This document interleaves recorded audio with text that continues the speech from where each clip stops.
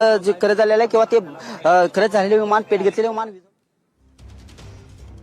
अजित पवारांसह 6 जणांचा या विमान अपघातात मृत्यू झाल्याची माहिती समोर आली आहे। उपमुख्यमंत्री अजित पवारांसह 6 जणांचा मृत्यू या भीषण विमान अपघातात झालेला आहे। डीजीसीए कडून ही माहिती देण्यात आलेली आहे। 6 जणांचा मृत्यू या विमान अपघातात झालेला आहे।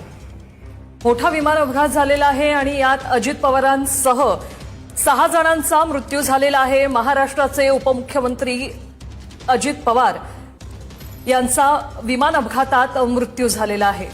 बारामतीत लँडिंग दरम्यान भीषण अपघात झाला। ते विमान कोसळलं, त्यानंतर या विमानानं पेट घेतलेला होता आणि यातच अजित पवारांसह 6 जणांचा मृत्यू झाल्याची माहिती डीजीसीए कडून देण्यात आली आहे। अत्यंत धक्कादायक। सकाळी सभेसाठी म्हणून अजित पवार निघालेले होते मुंबईहून। ज्या विमानानं ते छोट्या विमानानं जे नेहमी प्रवास करत असतात तशाच स्वरूपाचं हे छोटं विमान होतं। मात्र बारामतीत लँडिंग दरम्यान अजित पवारांच्या या विमानाला भीषण अपघात झाला।